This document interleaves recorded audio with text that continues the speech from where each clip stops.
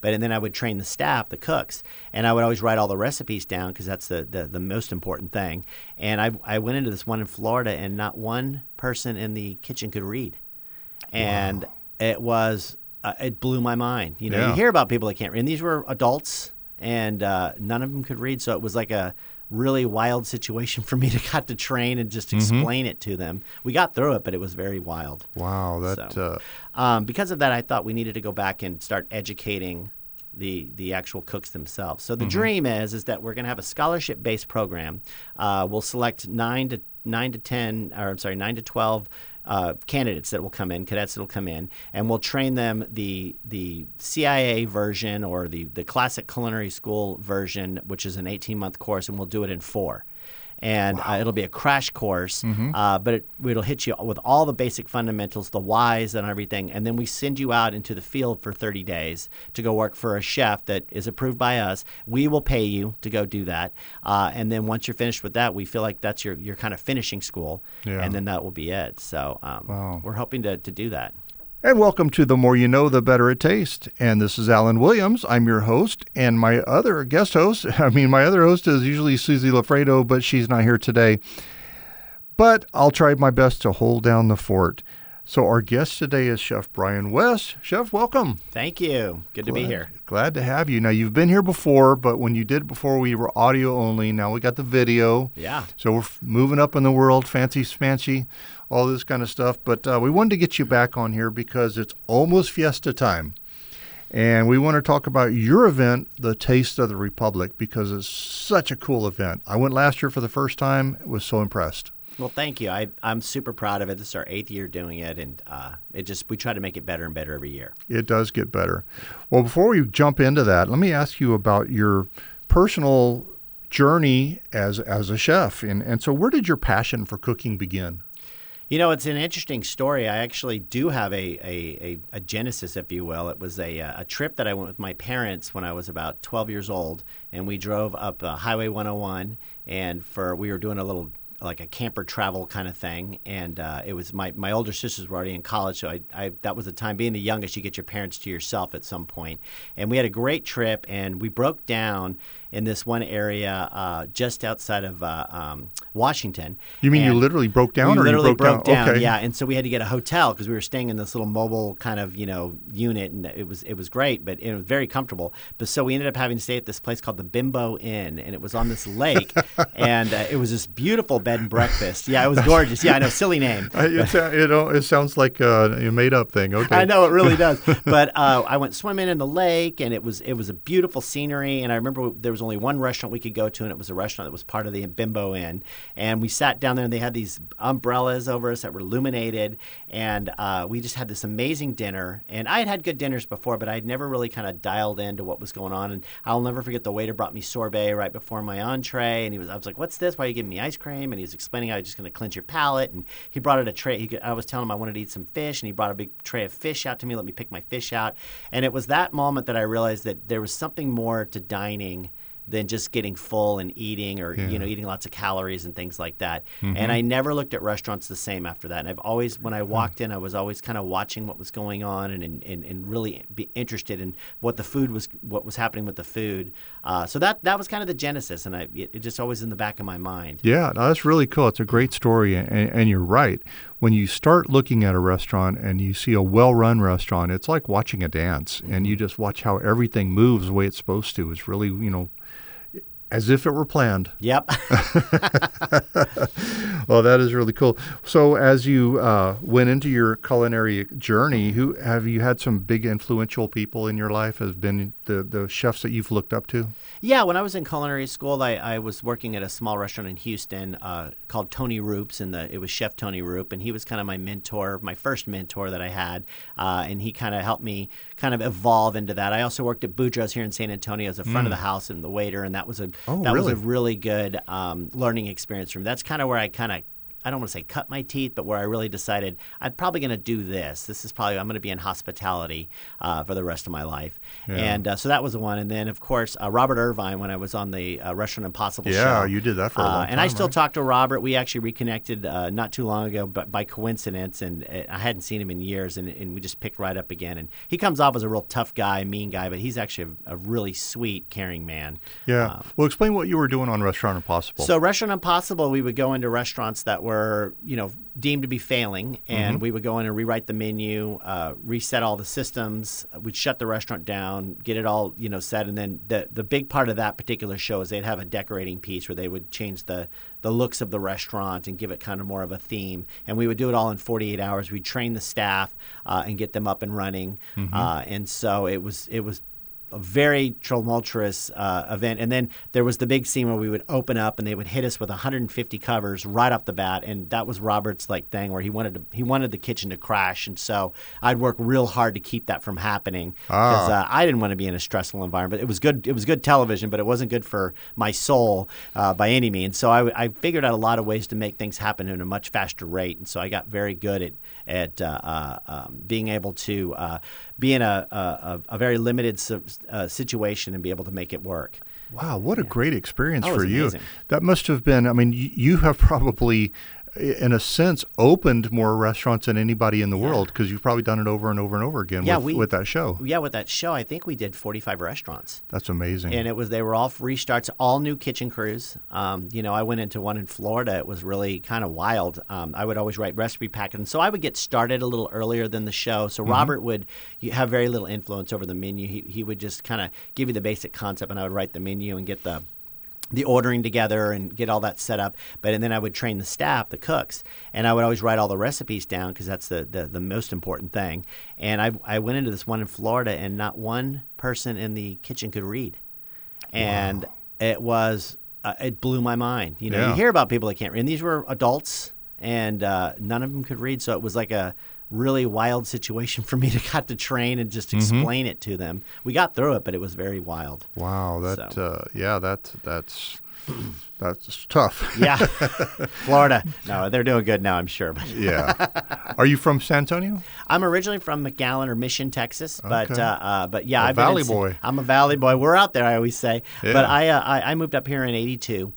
So I was in the third grade when that happened. So San Antonio's home. So I always ask this question, anybody from the Valley, do you miss the food? I do, and I actually have been doing some restaurant consulting with a restaurant down there. So I go down there twice a month now, and the Valley is completely different. It used to be caliche roads and little houses that are barely holding them together. But it actually reminds me of what San Antonio was back in the 90s.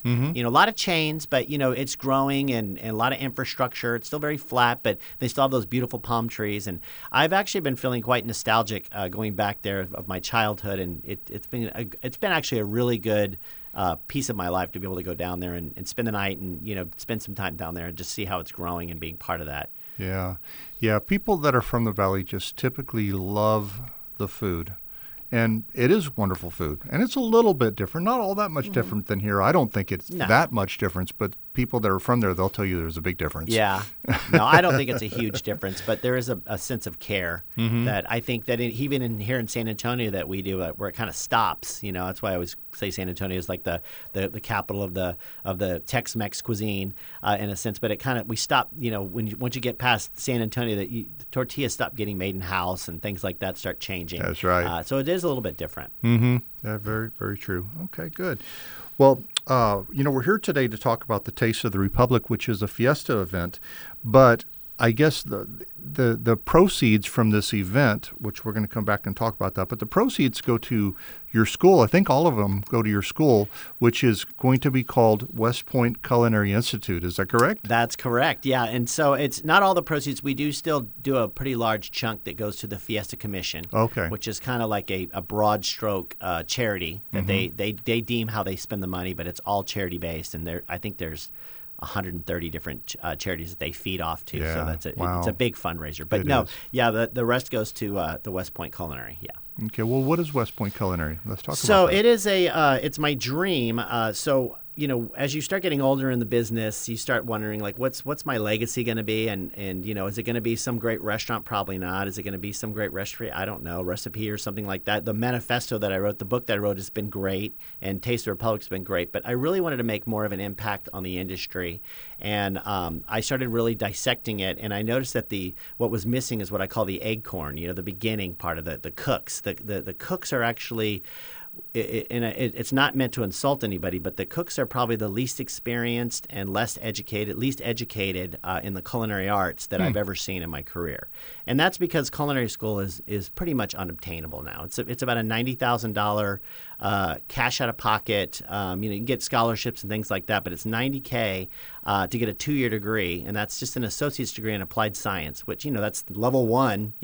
After the GED. You know what I mean? Yeah. So it's for that kind of a price. 90,000 for it's associates. insane. It's a lot. Yeah, it is, and so it's kind of unobtainable for line cooks. Working for whatever they're making, $15, $20, $25 an hour. And then that was the other thing. After COVID, we could talk about that for years, but the restaurant business, it still hasn't settled. It still hasn't found its footing yet after COVID of really what it's going to be, because it was decided after COVID that line cooks need to be making twice what they were making before. They need to be paid as construction workers, But a construction working job is a very different, becoming a master plumber or an architect or something like that. It's a different path than being a cook, and so it requires a lot of time and energy into it. So because of that, I thought we needed to go back and start educating the actual cooks themselves. So the dream is that we're going to have a scholarship-based program.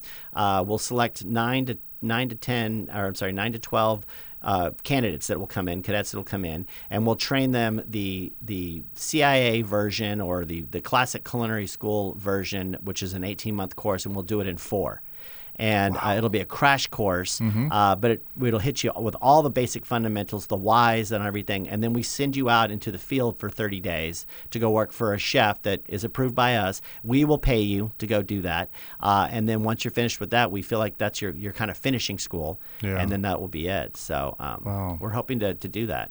That's really cool. So where would the Taste of the Republic is what you're doing in order to raise the money to build the school.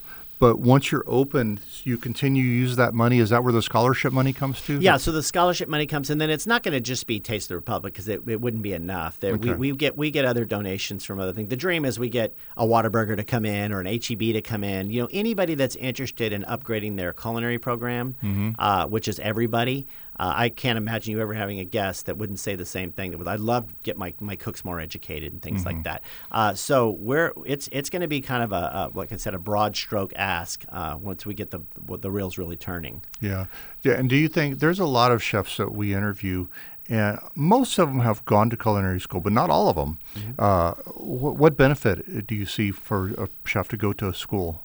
I mean, I think it's a huge benefit. It adds 5 years, so it's a 10-year commitment in my opinion to really be called a chef, which we throw that word around a lot. Which I've kind of made peace with that. Everyone calls everyone chef. I'm a chef, and I started today. But I'm a chef. And to me, chef is like saying full colonel. In the military, you wouldn't just call somebody a colonel on their first day, but. Right. We do it, and there's nothing we can, it's just because of cinema and movie and stuff like that. That's what's made it to be. But I do think it adds that 10-year contact hours. I do think it adds about 4 to 5 years to that, or shaves that off of that. So yeah. So my definition, and tell me if I'm wrong, my definition is a chef is over several cooks. So that the chef is like the colonel over cooks. A cook has one job and they're making something. That's, to me. Yeah, that makes sense. But what if the chef got that job right after 1 year? Because of desperation or because of whatever, or because they want money and the restaurant owner doesn't have a choice, and so I'll make you the chef. But are they really a chef? That's the big question. Like the real colonel. I don't think there's a colonel in the military that did not put their time in to get to that rank. Guaranteed. They don't just hand those ranks out. Guaranteed. So, Yeah. So, it's Yeah. an interesting subject. So, my thing, I think we both know Chef Ernie Bradley from Charity Bar.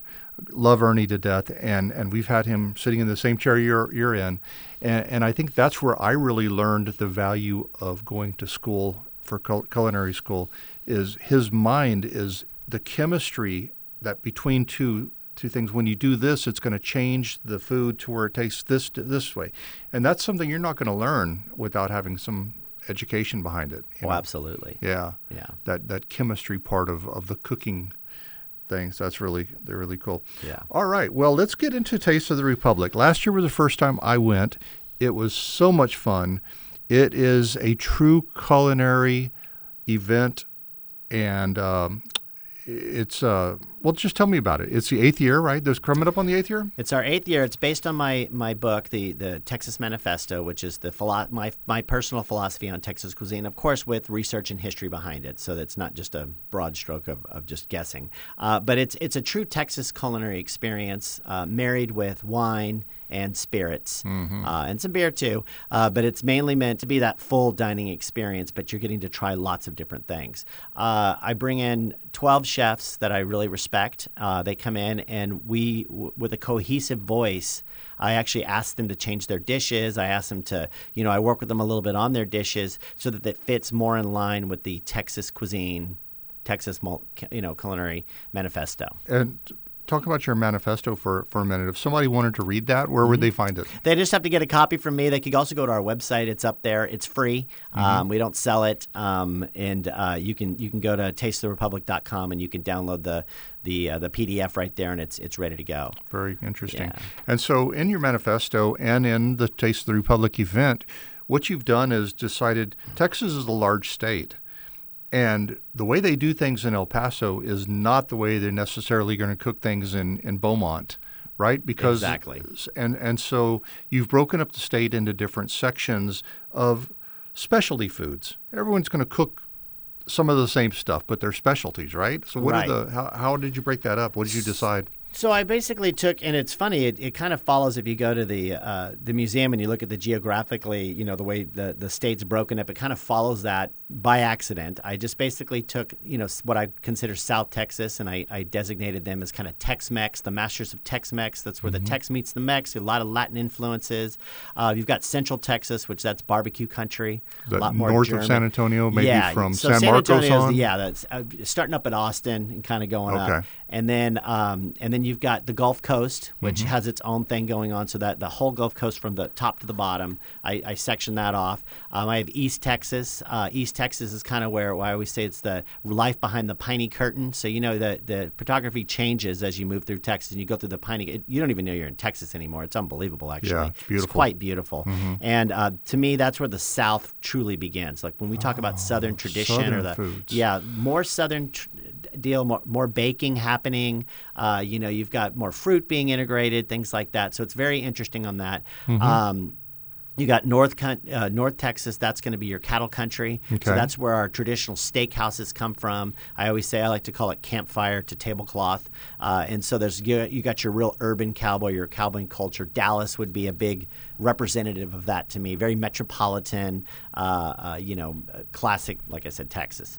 And then you've got, West Texas, which is going to be a lot of flat ranches, your El Paso. I call this more the dream catcher area. So this is going to have a lot more New Mexico influences. So your enchiladas go flat. They get stacked more.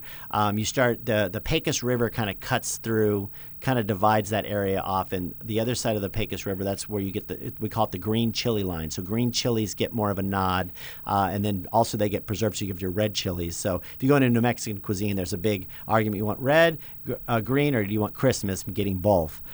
So that's really deep into that. American Indian also a heavy influence as well. Yeah. So.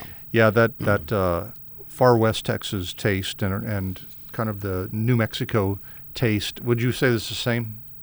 Yeah. Oh, yeah. There's sure, a lot. right? Well, we have our own little twist to it. So it's much like, with the Tex-Mex. I mean, when I was working at the CIA, when I was a chef at the CIA for all those years, we would bring in a lot of Mexican chefs, and they would be very perplexed with Tex-Mex, and it was almost a dirty word. And I was like, yeah, but guys, it works. And they're like, what do you mean it works? I was like, let's go eat. And they loved it. They absolutely loved it. They were blown away. Yeah. And they're like, we just don't do that here, and there's reasons for it. I mean, there's trade issues. Couldn't get pasteurized cheese in certain areas and things like that. So there was a lot of decisions made here. And then also, the Anglo-Saxon influence too. There were some things that they wanted. The Germans had their own little thing going on. And then meat-heavy dishes, where you would put beans and chili. Like in South Texas, we always have that argument: is there beans in chili or not? And I say in South Texas we put beans in there. In North Texas we don't. And so it's they both have. Thank their you. place. I'm for that. I always say I like beans in my chili. I'm a yes man to a lot of things. Barbecue sauce. We have those discussions a lot. Like, should barbecue sauce be even on the plate? Should it just be about the meat? And I say you absolutely need barbecue sauce to reset your palate. You get a couple of bites of that brisket that are so numptious and gooey and so much umami flavors. You need some acidity. You need some ketchupy flavors. You need some spice to kind of reset your palate. Yeah. So. Oh man, I'm for that.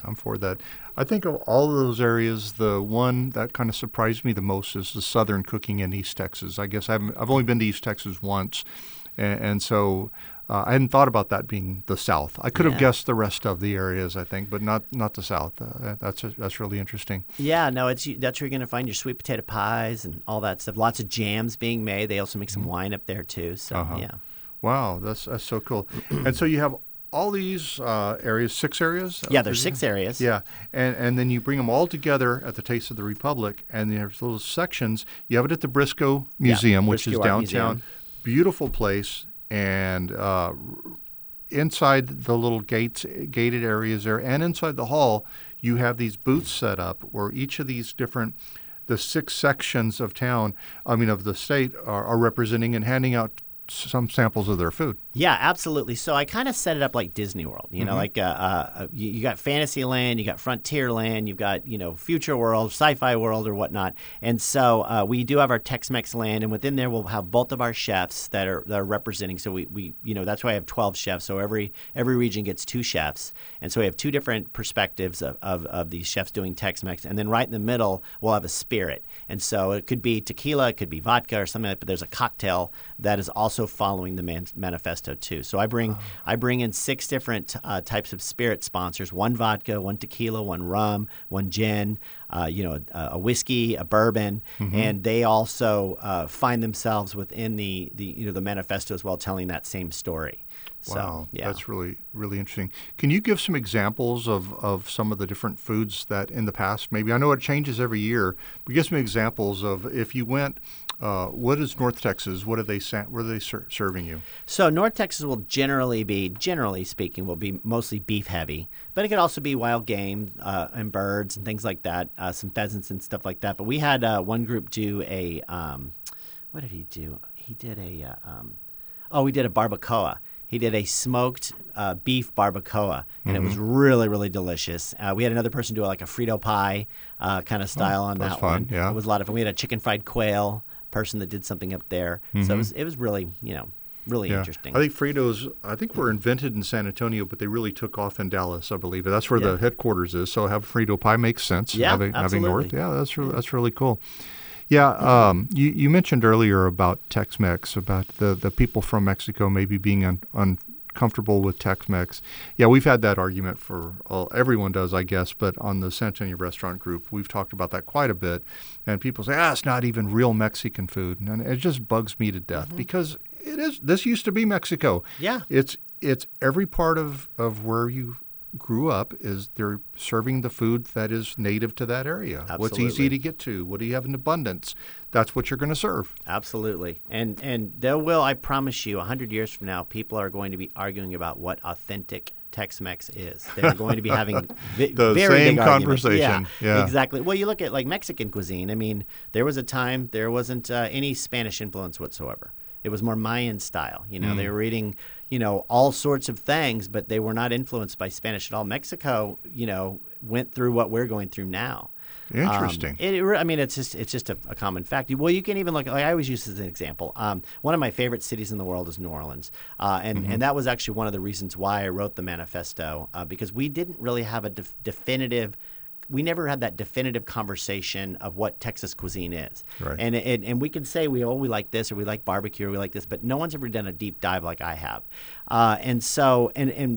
The big thing was when I was in New Orleans, everybody that walked the street that lived there understood their cuisine, understood their culture and where it came from. And it's a lot of Caribbean, it's a lot of Spanish, it's a lot of some of the African elements that have come over there. Yeah. Even some Italian. Yeah, Italian a bunch. But like the word gumbo is okra in Swahili. Wow. So and the biggest thing for me though, the biggest aha moment is when you have a jambalaya and you start breaking down what is the jambalaya. It's this big rice dish filled with a bunch of different garnishes and sausage. That's a paella. Yeah. Yeah. And so but if you took that jambalaya to Spain and you said, "Hey guys, try my paella," they kick you out of the country. So what does that leave that jambalaya? Who owns it then? America, right? Yeah. And so that's how I feel about Tex-Mex. Fine, you want to reject, you don't say it doesn't belong here. Well, it's ours then. It's an American cuisine, and so that's how I look at it, Yeah, no, that's really good. Yeah. All right. Well, you know what? Let's stop here and take a break, and we will be right back and more from Chef Brian West talking about the Taste of the Republic. We'll be right back.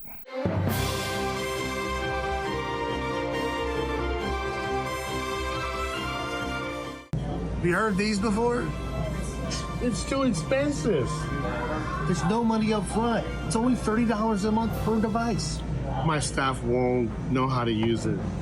It's easy. It takes one shift and everybody's got it. My staff won't learn it fast. It's so easy. By the end of the first shift, they'll be experts. It's just a POS. Oh, it's not just a POS. It's tableside ordering. It's QR ordering. All night ordering. We even give you a free website. If you don't have a website, we'll give you one. And that's why Alamo Biscuit Company uses SkyTap, powered by San Antonio POS. And that's why Alamo Biscuit Company uses SkyTap, powered by San Antonio POS. Oh, it's perfect, Ian. And we're back with Chef Brian West, and we're talking all about the Taste of the Republic Fiesta event and why that's so important to culinary food lovers.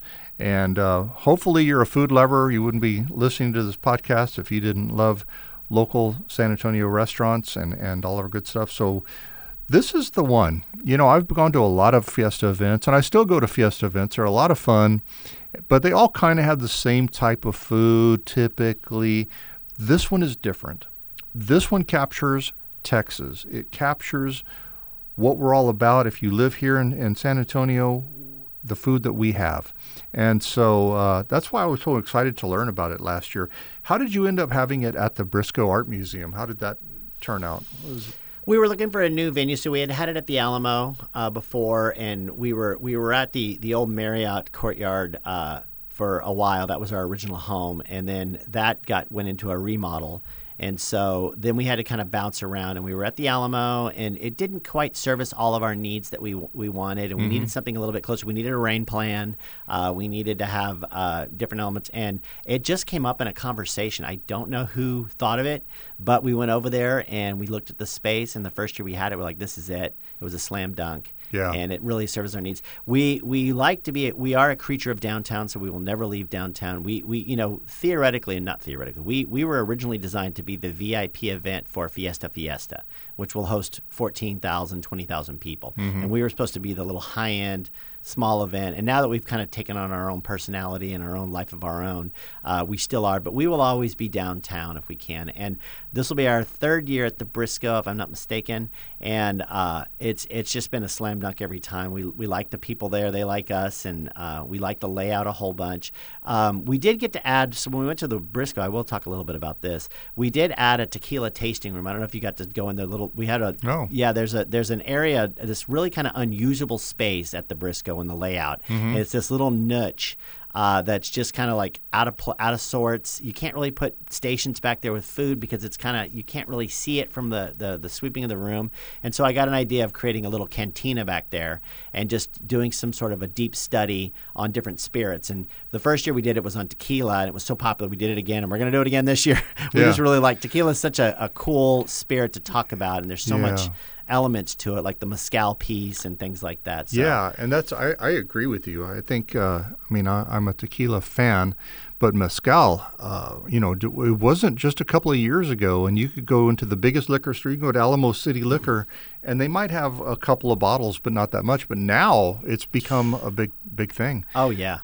So many people, they think mezcal, that's the one with the worm in it, and it's that cheap garbage. No, there's some expensive, really nice mezcals. Yeah, well, I think the disconnect with mezcal is it's such a flavor bomb, and it's got a lot of smokiness to it, and it throws people off a little bit. You still get that agave punch, which I love. I'm more of a reposado man, on that, but I do enjoy my mezcals. And the thing about tequila and bourbon, for that matter, it's just the way it's changed since the 90s, when I was a young bartender in the 90s. But the market has just been so educated.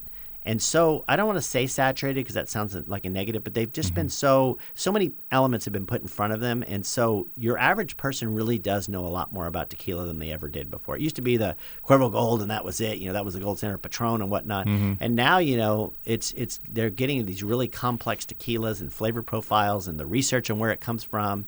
I think Mexico does an incredible job maintaining that quality and understanding and the lineage behind it, almost the way Europe does with wine.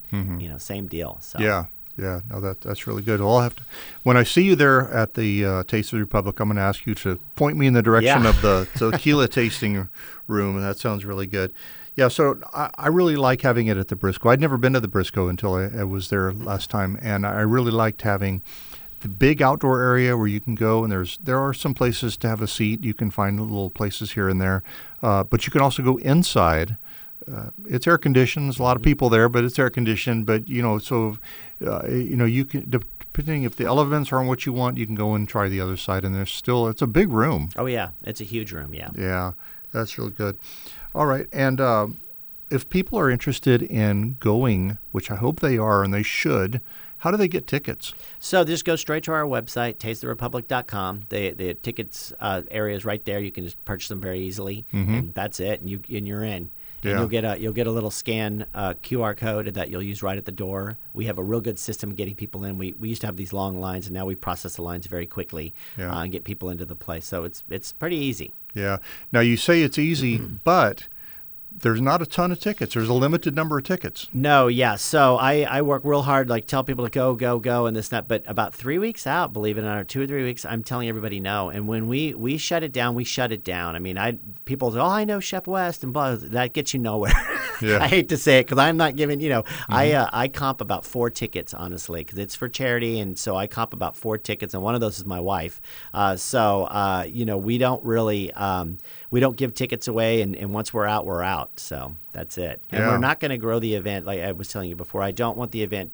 I think when we get all of our sponsors, our chefs, our help, everything, we're about 1,000 people in that space. And I would say 600 of those are sold tickets. Yeah. And the rest are sponsors and elements that land to it. So that's it, though. It's the number 600. That's the last ticket we have. Yeah. So don't mess around, guys. Whenever you hear this, go to the website, get your tickets, because they do disappear, and that's going to be it. Yeah. And unlike other events, what's great about Taste of the Republic, it's $150 you get in, but then you put your wallet away. You're not buying tickets. You can eat and drink as much as you want and dance as much as you want. There's no other spending money after you're in. So that's another thing that I think that kind of sets us apart a lot of ways. You go into some areas in Fiesta where then now you got to go buy your chicken on a stick, and you got to go buy your beer, and you got to get your tickets and go to a place to get tickets, and you're spending and spending and spending. And so it's an amazing deal, especially with the talent that we have on the floor, with the chefs that we have. So. Yeah, no, I'm glad you brought that up, because that's something that was really so cool that I really enjoyed last year is, once you're in, everything is available to you. And the food is fantastic. I mean, these are maybe you can name a few of the chefs that are going to participate, but these are not just, they got their food from the local purveyor and they just heated it up. These are real bites of food. Oh, yeah. We've got the Caius Experience, one of our top caterers there. Love Chef Caius. He's amazing. We've got Christina Zhao, which I can't say enough. Her and her husband Brandon there are just Wonderful one people. of my favorite couples in San Antonio. Yeah. Rhonda, of course, who's just a rock solid person. She's wonderful. We talked about Ernie Bradley, who's just a great talent, science kind of nerdy kind of guy, but just a really, really awesome job on that. We have the Valencia comes in every year. My good friend Brian Randolph, he's the corporate chef over there now. Yes, he so is. we always get involved with him. And Brian and I kind of came up in the business together, so we're old friends, and we're old and we're friends. Yeah. But Did he tell you about his motorcycle accident? Yes, I just saw him the other day. I gave him a hug, and a little tear came out of his eye. I was like, "Oh, you missed me." He's like, "No, you just hurt me." Well, for those listening, he's okay. He's going to be okay. Yeah, So yeah. That's hilarious. Yeah, it was fun. I enjoyed that as well, seeing some of the chefs out there that have been, and so many that you've mentioned have sat right where you're sitting. Mm-hmm. Christina's been there, Ernie's been there. The different ones. Caius has been here, so that's really good. Yeah, when Ernie was here, I asked him afterwards. I said, "Well, after it had been released, I said, what do you think of the podcast?" He says, "Even my kids told me, Dad, you sound smart." I got the same comments. They're like, "You sound like you know what you're talking about." I was like, "Oh, definitely. That's good to know." Then it's successful. I just wanted people to think I knew what I was doing. Exactly. Yeah. Well, great. Well, there are lots of good things. And people don't know, Susie and I both, as part of the Flavors of Texas and San Antonio restaurants, we are content creators officially for the Fiesta Commission. And so we represent a lot of different things for Fiesta. But that's something I learned, that there's like over 100 different events for Fiesta, and every event, the money goes to charity. Mm-hmm. So here's just another one. Here's another great opportunity to donate, but at the same time have a wonderful experience, have a wonderful time, and see some really cool people. Yeah, and to be part of a San Antonio tradition. I mean, it's the oldest, ongoing fiesta or a celebration that we do every year, and it's just so ingrained in our culture. And so definitely wanting to be a part of it. A lot of times locals just stay home and kind of dodge it, and you have to kind of want to go out and do it, but you do need to go out there and experience. It's always a good time when you go out. So. Yeah. I remember a couple of years ago, I worked for Saws for 30 years, and we had a new boss that came in to get interviewed during Fiesta, and he got the job. The next year came along, and all year long he kept, "What is this Fiesta thing?" We were like, "Oh, man, it's amazing. I can't believe you were here and you didn't go." Yeah. So the next year came along. He said, "All right, it's Fiesta. What should I go to?" And we were like, "I don't know. I don't go." He's like, "All year long." But now I go, and we definitely go and love it. It's so many great things to do down there. All right. Well, Chef, thank you so much for being here today. Oh, it's my pleasure. Wonderful. It's great. It's always great to be here. Love it. The Taste of the Republic. So you get to try all kinds of great food, all from Texas, all based of Texas cuisine. Go, you'll get a little education, at the same time have a wonderful time. All right. Well, come back again and see us again next year. I would love it. All right. All right, guys. So please tell your friends. First of all, go to the website, find it, buy your tickets, get it done, and then you can check that box. And then come back again next week, and we'll have another great interview. I don't know who it's going to be, but it's going to be great. So we'd love to see you back here. Also, tell your friends about this podcast. Share. Let them know about it. And finally, as always, go support our great local restaurants. We have some wonderful restaurants in San Antonio. Support local. All right. Until then, we'll see you again next week, guys. Thank you. Bye. Bye-bye.